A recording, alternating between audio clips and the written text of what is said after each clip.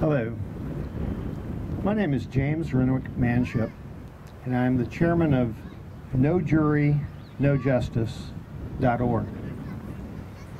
And it's appropriate to be here on the front lawn of the Capitol to talk about jury, because the jury is one of the most fundamental rights in this Constitution for the United States of America.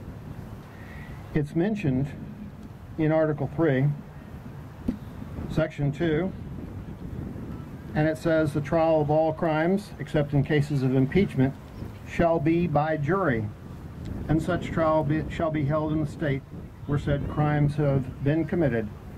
But when not committed within any state, the trial shall be at such a place or places as the Congress may by law have directed. But notice it says it shall be by trial, by jury, except in cases of impeachment. And yet, let's analyze even impeachment. Because a person, a citizen, a private citizen who is arrested is indicted by a grand jury and then goes to trial either before a judge or a trial jury, a petit jury, of his fellow citizens, jury of his peers. So a private citizen is indicted, a public citizen is impeached. The impeachment of an elected servant is equivalent to the indictment of a private citizen. The House of Representatives, over on this side, is essentially the grand jury in the impeachment proceedings. They issue out the impeachment, which is the same as an indictment, only for a public elected servant. And then the trial jury is the Senate over here on this side. So actually, the impeachment and conviction process is equivalent to the trial by jury, the grand jury and petit jury in the courts of law for the average citizen. I don't think you will have ever heard that in a civics class, but that functionally is how the system works. Now think about it, because if a public servant is to be tried by a jury of his peers, it's going to be other elected servants or other public servants, not us, poor unwashed average citizens. So the impeachment process is indeed also using the same concepts of jury that we have for the rest of the citizens. Now, the jury is just so important because judges, let's look at it. This is judges are going to get really upset with this. But if you want to influence the outcome of a case, is it easier to bribe one judge or 12 jurors? Now, of course, judges are not going to really appreciate that possible analogy, but it happens. 60 Minutes has a case of a domestic court judge in New York that was revealed to be taking all sorts of different bribes from one sort or another, and of course awarding the decision to whoever paid him the most. In the whoever the child goes to, whoever paid the most. But a couple of years ago in Arlington, I had a jury trial set, and it got postponed. And then we managed to disqualify all 4 judges on the Circuit Court of Arlington because they're all biased. And so then the Chief Justice appointed a retired judge to come in, and he did the dirty work and dismissed the case without it ever being able to go to trial. Sometime later, I was a court reporter in the city of Alexandria, and a man named Bill Walters, whose father was a Harvard Law School lawyer, and told Bill not to go into law because the law was so corrupt nowadays. So he went into diplomacy and did some wonderful things in Albania after the fall of the Iron Curtain.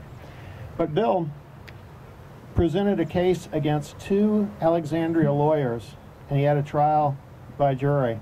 And he had basically made his case. I mean, everybody, you could look at the faces on these lawyers, and they were ready to, on the face on the juries, and you could see that those 2 lawyers from Alexandria City were convicted by this pro se litigant, Bill Walters. And so all of a sudden, just before the closing arguments, the attorney for the city says to the judge, motion to strike. In other words, saying he hasn't made his case.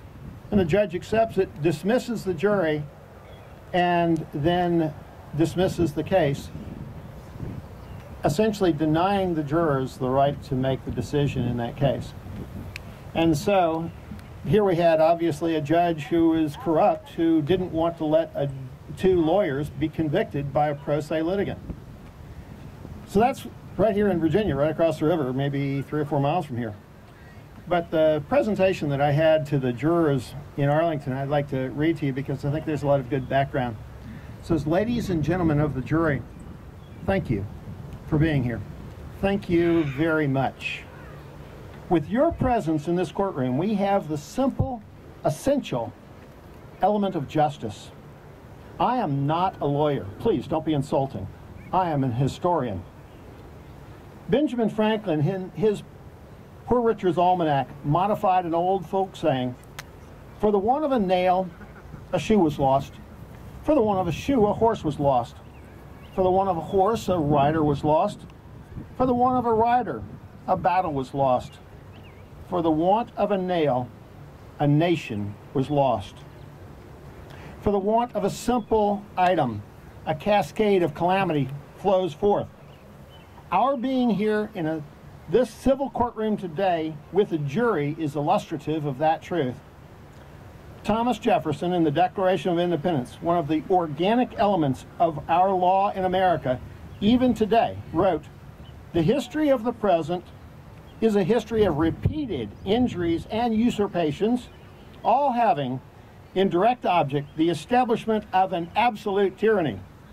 And he continues to say, for depriving us in many cases of the benefits of a trial by jury.